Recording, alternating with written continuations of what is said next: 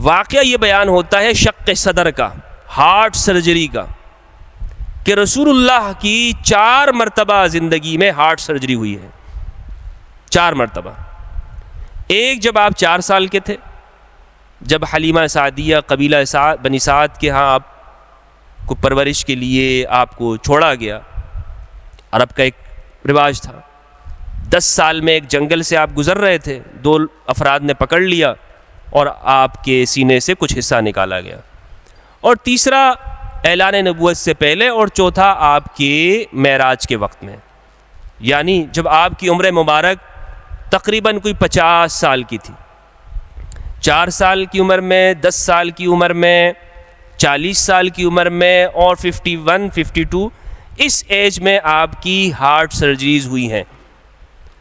واقعہ شق صدر ہمیں پڑھایا جاتا ہے، ہم پڑھتے ہیں، اس میں بخاری میں یہ موجود ہے، مسلم میں موجود ہے۔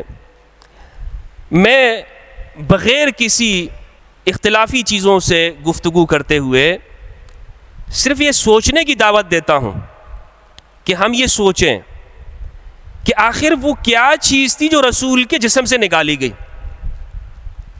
4 مرتبہ ہارٹ سرجری ہو رہی ہے، شق صدر ہو رہا ہے، جبکہ قرآن کیا کہتا ہے سورۃ الانشراح میں، الم نشرح صدرک ووضعنا عنک وزرک الذی انقض ظہرک ورفعنا لک ذکرک۔ اے پیارے، ہم نے آپ کے سینے کو شرح عطا کر دی، انسان نے یا کسی فرشتے نے نہیں، ہم نے آپ کے لیے یہ کیا۔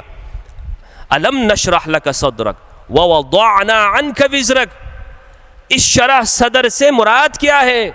کیا سینہ چاک کیا ہے، ٹانکے لگائے ہیں، کچھ سرجری ہوئی ہے، کچھ عمل جراحت والا کام ہوا ہے؟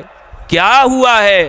فرمایا نہیں پیارے، ہم نے آپ کے کندھوں پہ جو بوجھ تھا اس کو ہٹا دیا۔ ووضعنا عنک وزرک، پیارے آپ کی شان کیا ہے اے مصطفیٰ؟ الم نشرح لک صدرک ووضعنا عنک وزرک الذی انقض ظہرک ورفعنا لک ذکرک، ہم نے بلند کر دیا تیرے ذکر کو۔ یہ ہے تیری شرح صدر کہ تا قیامت جب تک اے مصطفیٰ تیرا نام لیا جاتا رہے گا، تیرا سینہ کھلتا رہے گا، تجھے ان لوگوں پر غم کرنے کی ضرورت نہیں۔ یہ لوگ یہ کیا کر لیں گے؟ نہیں، ان باتوں سے کبیدہ خاطر مت ہونا، ان باتوں سے دل کو چھوٹا مت کر لینا۔ اے مصطفیٰ، اے پیارے، ان کی ان باتوں سے کہ جو یہ کبھی کبھی آپ کو نظروں کے ذریعے یہ کوشش کرتے ہیں کہ وہ آپ کو یہ احساس دلانے کی کوشش کریں کہ آپ کوئی شکست کھا جائیں گے یا آپ اپنی مقصد بعثت رسالت سے پیچھے ہٹ جائیں گے۔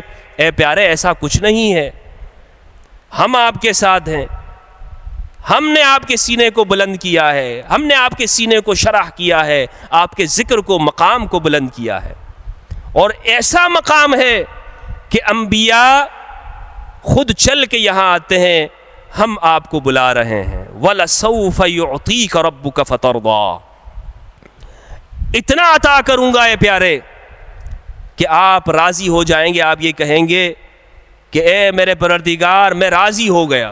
اور مسلم کی روایت ہے، صحیح مسلم کی، کہ بروز قیامت رسول فرمائیں گے جب تک کہ میرا ایک بھی امتی جنت میں داخل نہ ہو جائے میں راضی نہیں ہوں گا۔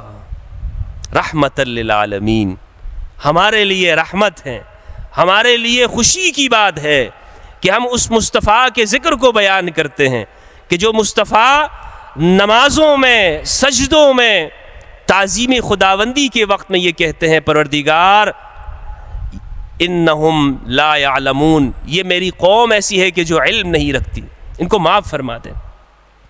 تو اب سوال یہ ہے کہ وہ کیا حصہ تھا کہ جو نکالا گیا، جو سینے میں کچھ ایسی بات تھی؟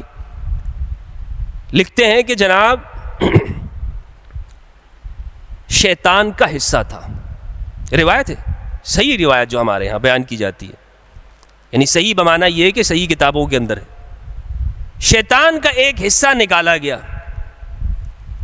اور کہا گیا اس کی جگہ پر پھر آپ کے سینہ اطہر کو ایک سونے کے تشت میں رکھ کر اس کو زمزم کے پانی سے دھویا اور پھر اس کو واپس اسی جگہ پہ رکھ دیا گیا،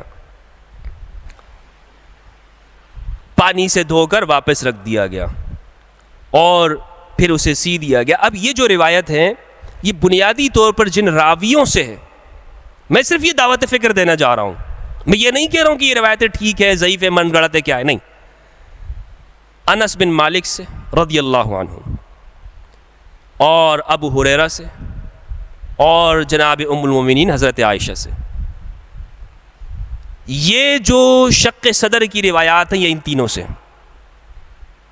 آپ یہ جن جن جگہوں کے اوپر ہے، بخاری میں، مسلم میں، آپ ان راویوں کو دیکھ لیں، یعنی سابقون اولون میں سے کسی سے یہ روایت نہیں ہے۔ جناب ابو ہریرہ کا اسلام کب ہے؟ خیبر کے موقع پر، ٹھیک ہے۔ انس بن مالک کہاں کے؟ مدینہ کے، بچے تھے، 10 سال خدمت کی رسول اللہ کی، بڑی خدمتیں ان کی، خادم رسول ہیں، لیکن دیکھیں نا، آئی وٹنس نہیں ہے نا، واقعے کے وقت میں موجود نہیں ہے،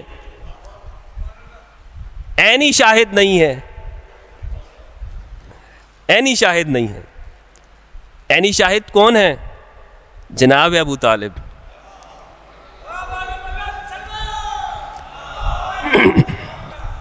حلیمہ سعدیہ، جناب ابو طالب، جناب خدیجہ الکبریٰ ام المومنین سلام اللہ علیہا۔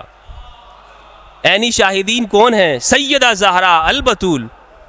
اور جن ایجز کی عمر کی میں نے بات کی، آپ حساب لگائیے، 4 سال میں آپ کہاں تھے، 10 سال میں کہاں تھے، 40 سال میں آپ کہاں تھے، 52 سال 50 سال میں کس کے ساتھ تھے؟ 50ویں سال میں وصال ہوا ہے جناب ابو طالب علیہ السلام کا، 53 میں آپ نے ہجرت کی ہے۔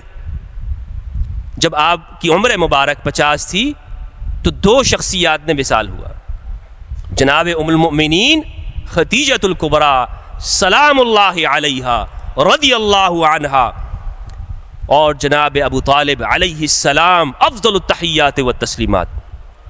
یہ ہیں، ایک بھی روایت ان سے موجود نہیں ہے، یعنی جو اس وقت کے ہیں سابق، جن کو قرآن کہہ رہا ہے السابقون الاولون من المہاجرین والانصار۔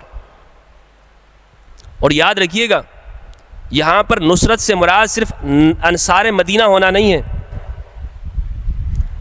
انصار یعنی مدد کرنے والے، وہ خواہ مکہ میں ہو یا مدینہ میں ہو، وہ انصار ہیں، وہ رسول کے انصار ہیں۔ یعنی جناب ابو طالب نے ہجرت تو نہیں کی، لیکن وہ انصار رسول ہیں، کیونکہ رسول کی مدد کی ہے۔ یہاں علاقے چھوڑنا مقصد نہیں ہے، یہاں رسول کی خاطر قربانی دینا مقصد ہے۔ رسول کے ساتھ کون کھڑا ہے، کون رسول کے ساتھ نہیں ہے۔ اور بخاری کی پہلی روایت ہے انما الاعمال بالنیات، اعمال کا دار و مدار نیتوں کے اوپر ہے۔ فمن كانت هجرته الى الله ورسوله فهجرته الى الله ورسوله ومن كانت هجرته الى دنيا او امرأة ينكحها او يتزوجها فهجرتها الى ما هاجر اليه۔ بہت سارے لوگ ایسے ہیں جو اللہ کے لیے ہجرت کرتے ہیں، ان کی ہجرت اللہ کے لیے ہے۔ بہت سارے ایسے ہیں کہ جو اپنی ہجرتیں وہ کسی علاقے کے لیے یا وہ کسی عورت سے نکاح کے لیے کرتے ہیں، تو صحابی کہتے ہیں کہ رسول اللہ نے فرمایا ان کی ہجرت اسی دنیا کے لیے ہے۔ اور یہاں میں ضابطہ یہ دیتا چلوں کہ جو رسول نے، میں بیان کرتا چلوں کہ جو رسول نے ضابطہ دیا ہے لا ہجرت بعد الفتح،